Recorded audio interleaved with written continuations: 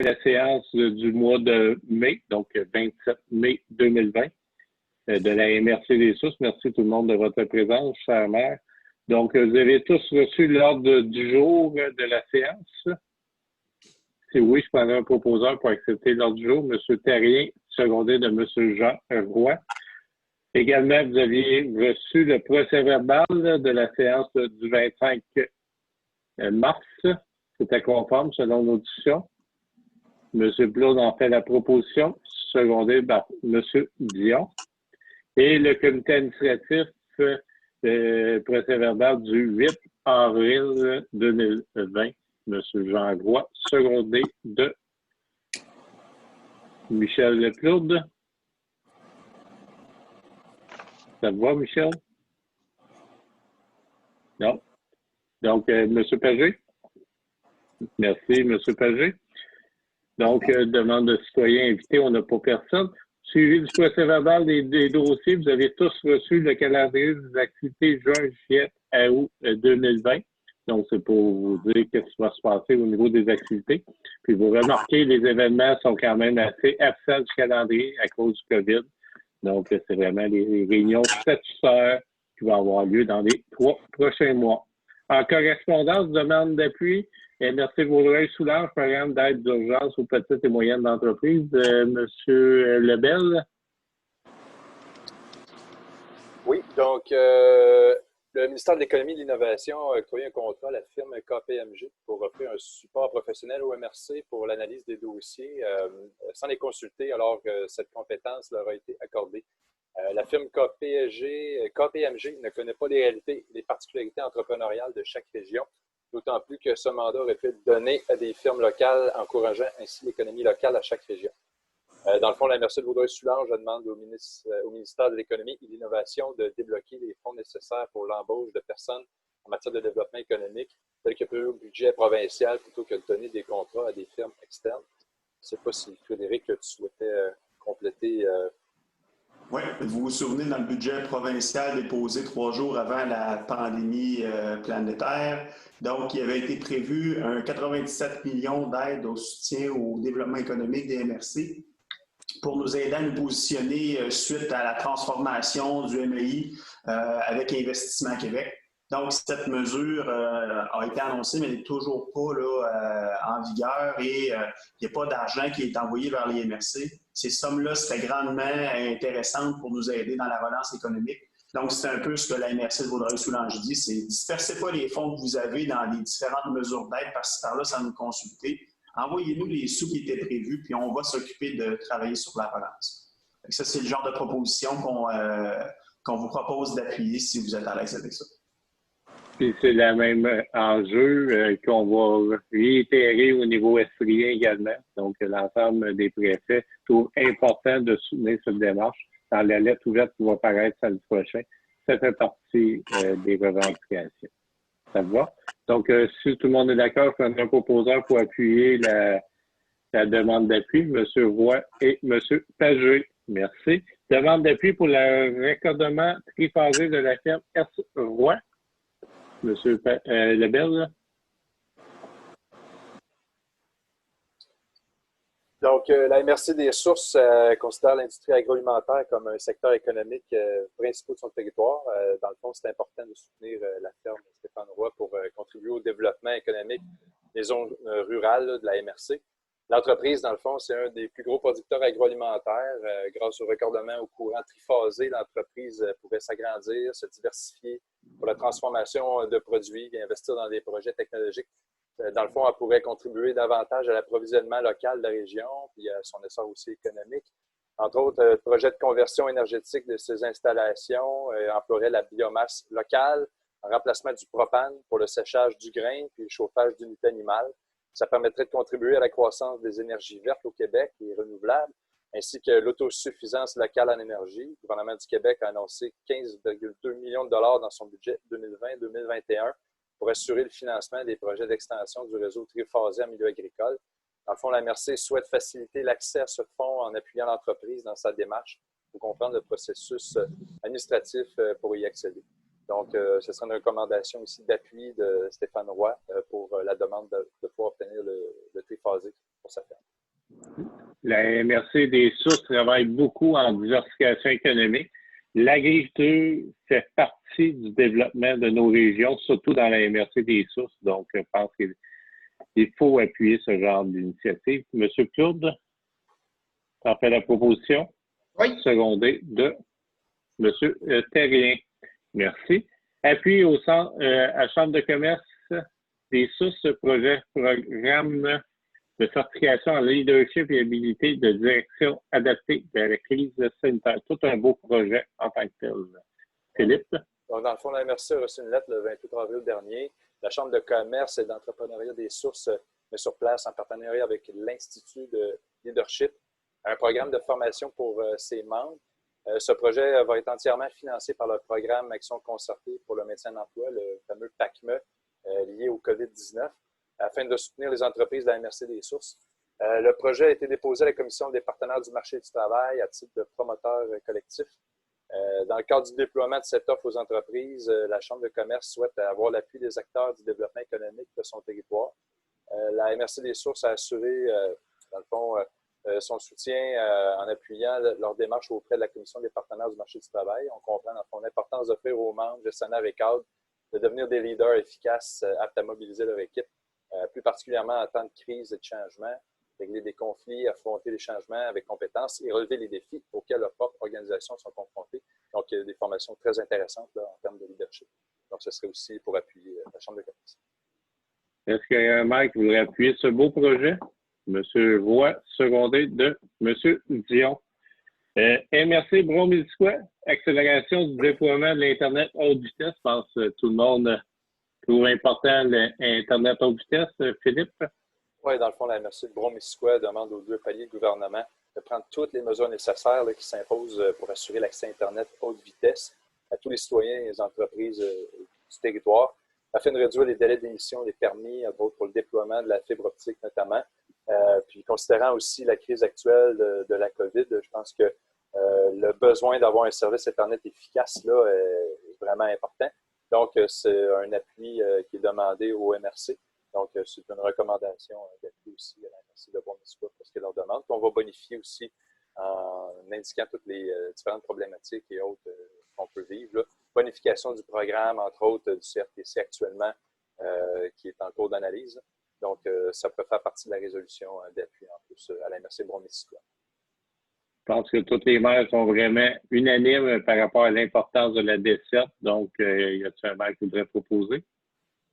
Monsieur Bernier, secondé d'une façon unanime, est-ce que ça vous va? Tout le monde est à l'aise. C'est vraiment important, puis il faut vraiment axer pour que ça aille le plus rapidement possible. 9.11, contribution au programme d'accessibilité des établissements touristiques pour l'aménagement d'un sentier et d'une douche adaptée. Oui, dans le fond, l'objectif de cette demande, ça vise à compléter le sentier Wabanaki pour qu'il soit accessible. Avoir une douche adaptée aussi pour les personnes à mobilité réduite, mais c'est une douche aussi qui peut servir, parce que c'est des grandes douches, pour un espace famille, donc ça peut être pour plein de personnes aussi. Là. Dans le fond, pour obtenir la certification Kéroul, il y a aussi la signalisation qui est améliorée au parc régional. C'est un projet d'une valeur totale de 67 892 exactement. Un financement de 50 000 qui provient du programme. Dans le fond, une mise de fonds de 17 892, correspondant à 26 là, en mise de fonds des partenaires du projet. Le Grand Conseil de la Nation Wabanaki est notre partenaire et aussi le demandeur dans le cadre de ce projet-là. Mais c'est la MRC des sources, en fait, qui assumerait la mise de fonds, qui transférerait les sommes au Grand Conseil de la Nation Wabanaki. Donc, ce serait une recommandation là, d'adopter pour ce beau projet d'accessibilité universelle, ce qui rajoute aussi une valeur au parc régional. Est-ce qu'il y a des commentaires ou des questions par rapport à ce projet pour le parc? Je n'ai pas de commentaires ni de questions. Est-ce que quelqu'un veut le proposer? Monsieur Bernier, secondé de Monsieur Roy. Réouverture du parc régional, rien pour votre information? Oui, Philippe? donc dans le fond, un plan de relance du parc régional a été présenté, a été travaillé aussi en collaboration avec la Corporation de développement au Mont-Ham. Donc, on souhaitait le faire en différentes phases d'ouverture liées, entre autres, aux mesures du gouvernement. Donc, il a annoncé l'ouverture des sentiers. Donc, on a ouvert les sentiers le 16 mai.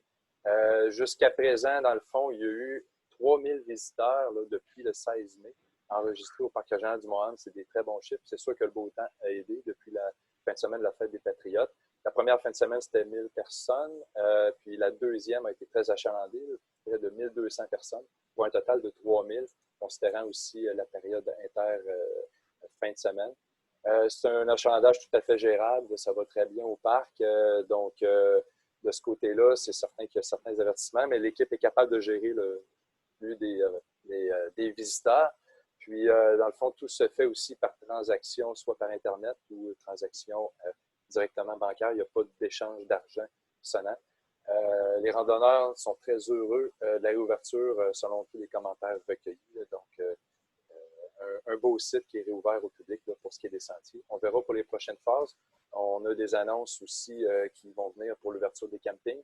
Donc, on pourrait enclencher déjà un processus pour enclencher la phase 2, qui était l'ouverture des hébergements, camping et autres.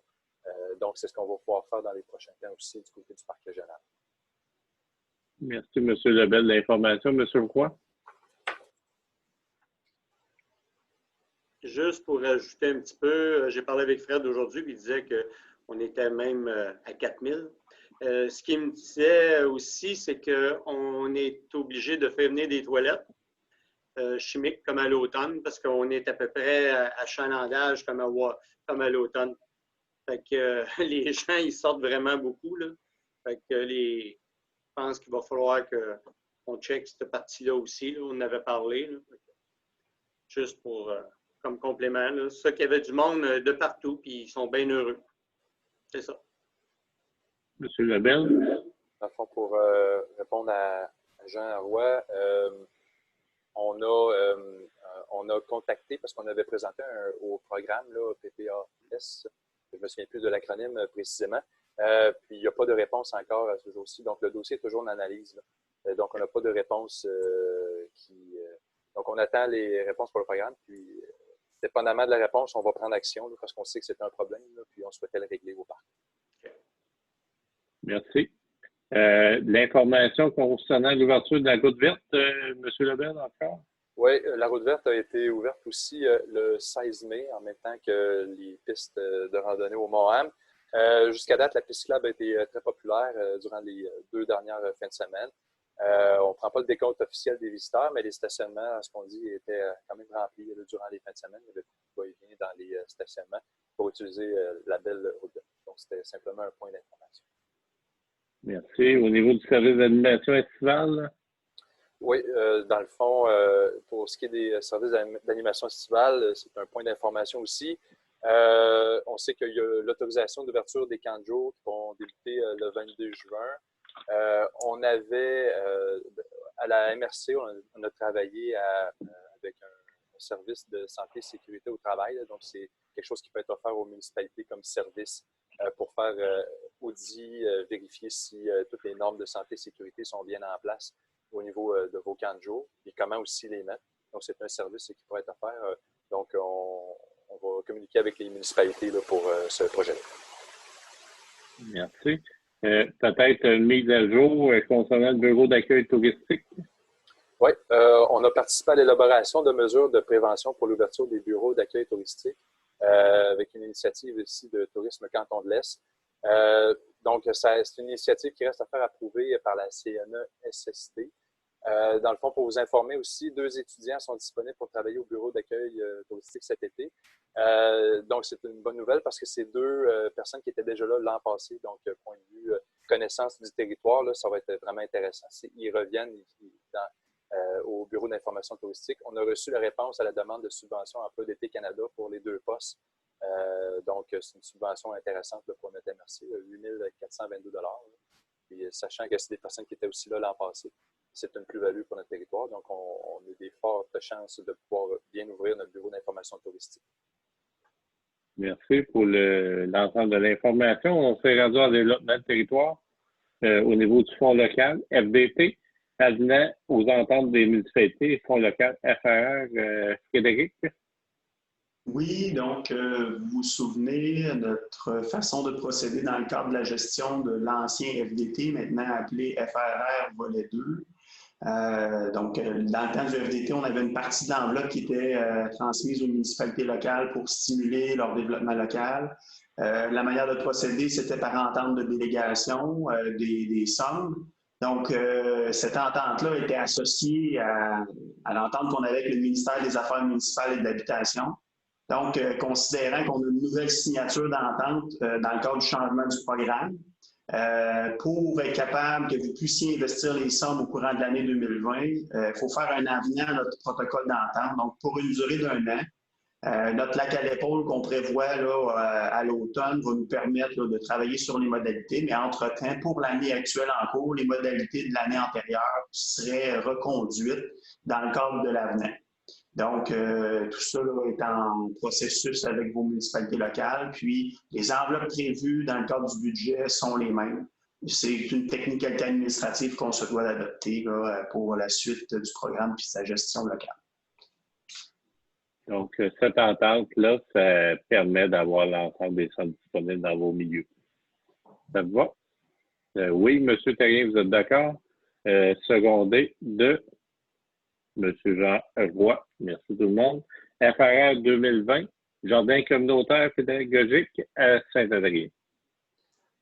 Oui, donc c'est la poursuite du projet de jardin communautaire au cœur du village. C'est un terrain juste à l'arrière de l'église à Saint-Adrien.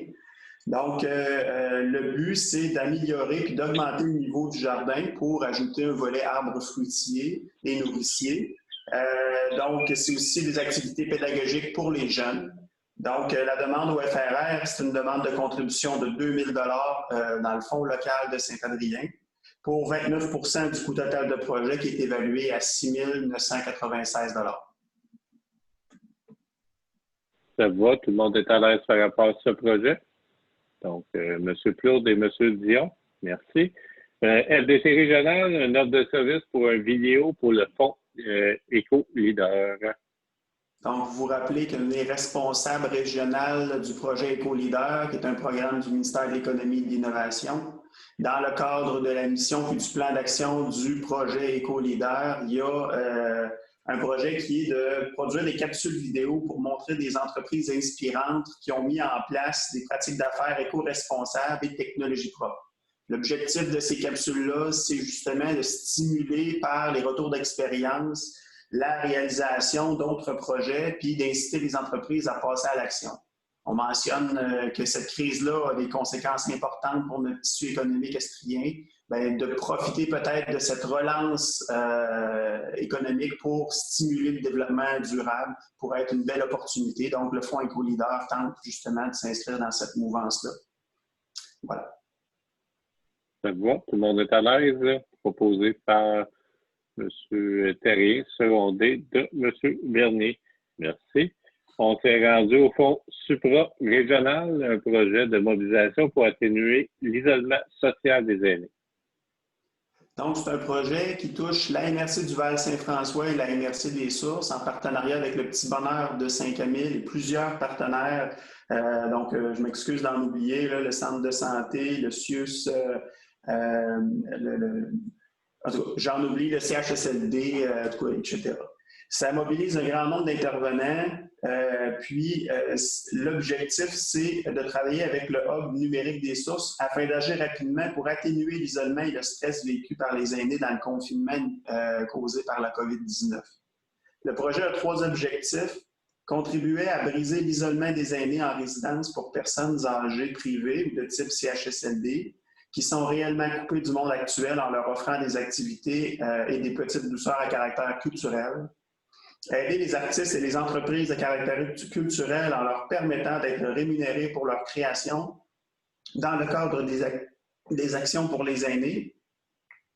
Favoriser le commerce local et la promotion de la plateforme Achète les sources en offrant un code promo valide pour tout commerçant de la plateforme lorsque les gens donnent à la campagne.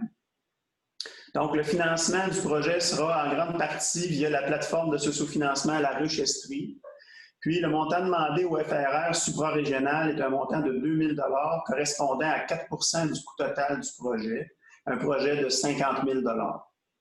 Donc, le montant de la MRC viserait à faire le lien entre le projet « Je suis un aidant culturel » et l'achat local dans nos commerces sur le territoire via la plateforme Achète les sources.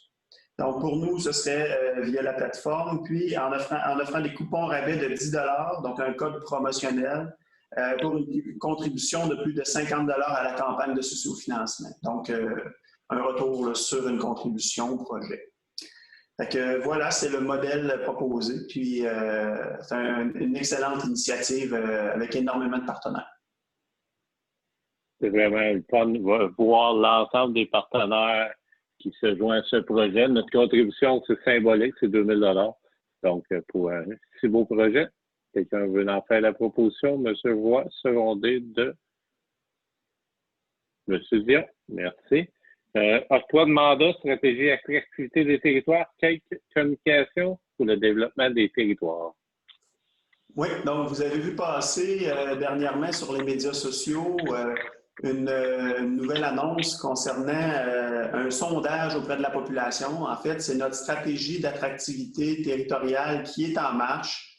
Dans ce cadre-là, la MRC sollicite l'appui de l'agence Kate Communication pour l'élaboration de son positionnement territorial. Donc, les informations reçues de la population vont être utilisées par cette compagnie-là pour nous aider à définir notre personnalité territoriale.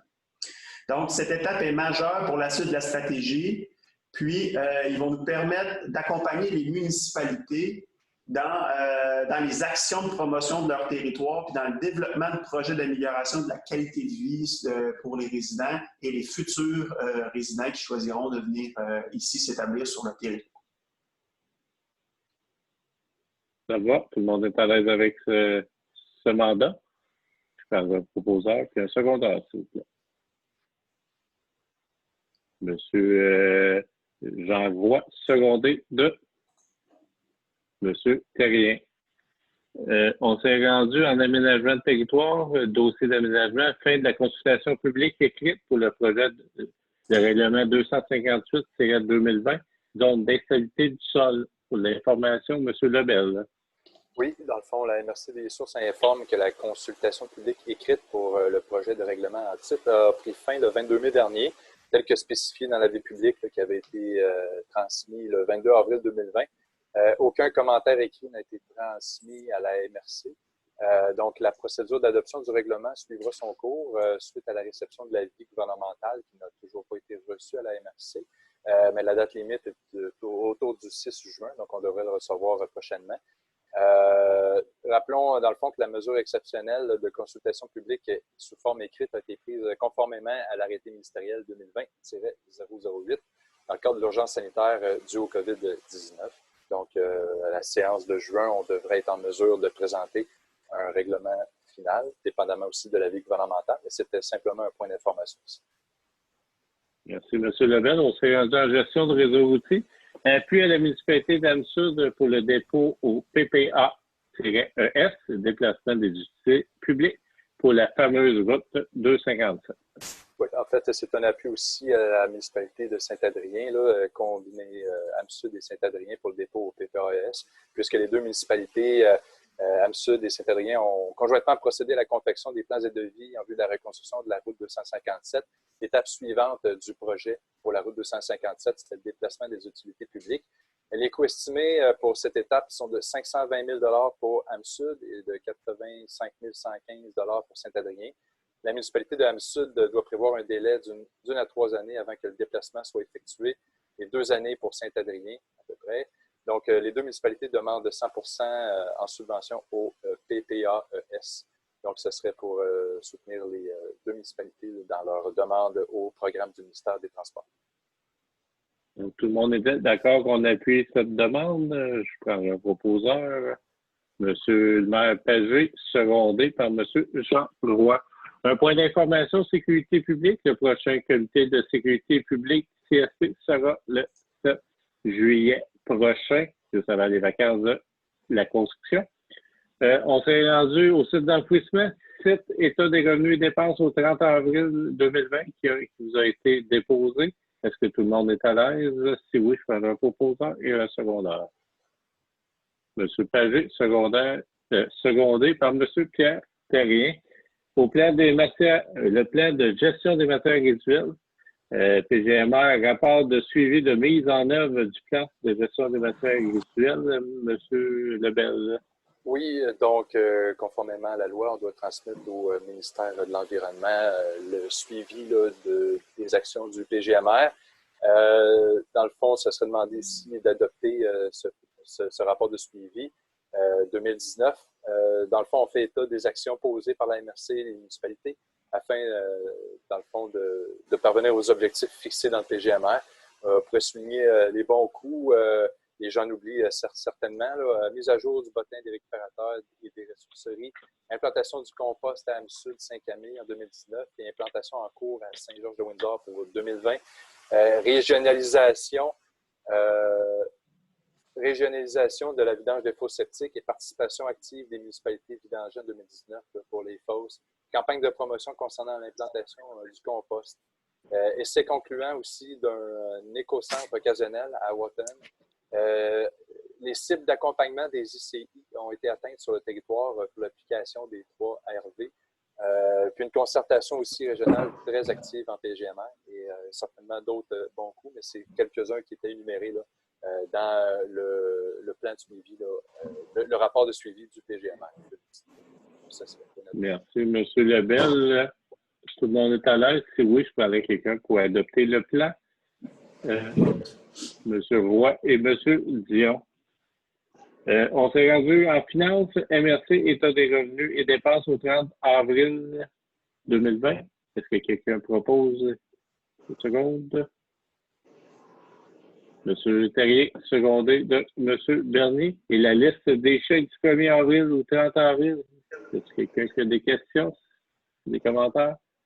Je pouvais bonifier certains faits saillants.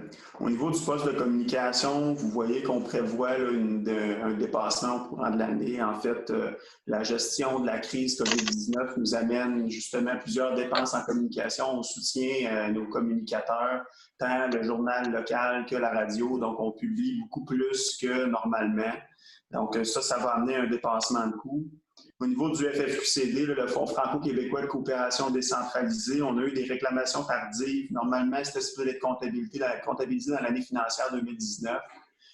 Donc, ça a un impact cette année, c'est environ 7 000 ces réclamations-là. Sachez que le revenu pour compenser cette dépense-là se retrouve dans les surplus accumulés de la MRC. Il n'y avait pas eu d'écriture particulière associée à ça. Donc, ça va avoir un petit impact en fin d'année. Puis les dépenses supplémentaires en entretien d'immeubles, ça relève de notre projet d'amélioration au niveau 200, donc la délocalisation de la salle du conseil en haut. Donc ça, c'est ce qui explique les écarts dans nos chèques et nos états des résultats. Ça va pour les informations complémentaires. Là, on s'est rendu à la liste des chèques du 1er avril au 30 avril. Tout le monde en a pris connaissance par un proposeur, M. Maire Pagé et M. Roy, Jean. On s'est rendu à MRC Ressources humaines, embauche de Aurélie Schmitt, géométricienne contractuelle pour le PGMR. Pour PGMR. Oui, PRMHH, donc les parcs régionaux des milieux humides et hydriques. Donc, la MRC des Sources joue le rôle de coordonnateur régional de ce projet-là. Donc, dans le cadre là, de ce processus, il y a besoin d'embaucher une géomaticienne pour faire l'agrégation de l'ensemble des données des MRC puis produire un plan régional estrien. Donc, dans ce cas-là, Mme Schmitt là, a été retenue par le comité là, de la démarche estrienne du PRMHH. Elle aura comme principale tâche de structurer la base de données. Puis, elle va opérer là, de chez elle en télétravail principalement. Donc, elle n'aura pas d'espace physique au bureau de la MRC, mais elle va rentrer quand même sur notre structure administrative. Donc, vous laissez aller la voir dans les dépenses au niveau des ressources humaines. Ça va. Proposé par M. Perrault, mais M. Pagé. Également, une deuxième embauche, Laurie Claude, stagiaire en communication. Frédéric. Oui, donc c'est afin d'appuyer notre agenda de communication dans l'organisation de la 5e édition du Rendez-vous des écomatériaux. Donc, un événement très important pour la MRC dans le cadre de notre positionnement dans les technologies environnementales. Laurie Plourde, à la titre de stagiaire en communication. Elle a débuté son emploi à la MRC là, au début du mois de mai avec nous. Puis, donc, c'est une ratification là, considérant là, les délais là, pour l'embauche, mais son stage a débuté déjà depuis le début du mois de mai. Donc, je prendrai un proposeur pour l'embauche du stagiaire, M. Roy et M. Claude. MRC Administration, Réseau informatique, Information municipale, donc à chaque année, le renouvellement de notre adhésion pour 2020. Frédéric? En fait, c'est le canal de nouvelles qu'on obtient à chaque année qui est associé aux nouvelles municipales et gouvernementales principalement. C'est un outil que l'ensemble des employés utilisent pour soit s'assurer une vigie au niveau des subventions des programmes gouvernementaux ou les bonnes nouvelles de nos collègues des autres MRC. Donc, c'est un élément très important pour nous dans notre fonctionnement. Ça va? Un proposeur puis un secondaire? M. Pagé, secondé de M. Terrien. On s'en irait. Demande de subvention symposium des arts de Denville, Frédéric? Oui, donc le 22 avril dernier, le président du Symposium des arts, M. Mario Morin, nous a adressé une lettre là, pour demander un soutien financier advenant à la réception d'une autorisation positive pour la réalisation du symposium ou un soutien financier dans le cas où il ne pourrait pas tenir l'activité considérant qu'ils ont engagé des frais fixes. Donc, il souhaitait obtenir un soutien. À ce moment-là, on leur a répondu que notre organisation ne disposait d'aucun fonds ou programme visant à soutenir les déficits de fonctionnement de Mac à gagner. C'est la même chose pour les autres événements sur le territoire. Donc, ça devenait difficile. On ne dispose pas de ces programmes-là là, à l'échelle de la MRC. Donc, c'est la lettre qu'on leur a acheminée. Monsieur Morin nous a réitéré, en fait, là, sur son besoin. Donc, le 28 avril dernier, il nous a dit qu'il demande un support symbolique de 1 000 $. Donc, à ce moment-ci, donc, en atelier de travail, ce qu'on avait convenu ensemble, c'était de lui adresser une seconde lettre en disant on n'a pas plus de fonds disponibles pour un soutien symbolique à hauteur de 1 000 $ ou de 2 000, de 500.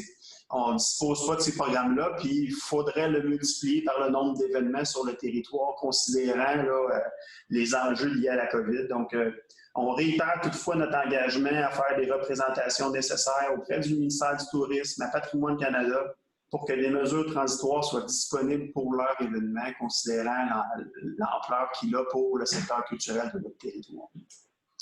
Donc là, ça serait la position. Je pense que si on veut être équitable pour l'ensemble des événements, sur l'ensemble des municipalités de la MRC des Sources, il faut décliner la demande en tant que telle pour vraiment s'assurer. On n'a pas de fonds dédiés à ce genre d'événement-là en tant que tel. Ça vous va? Tout le monde est à l'aise?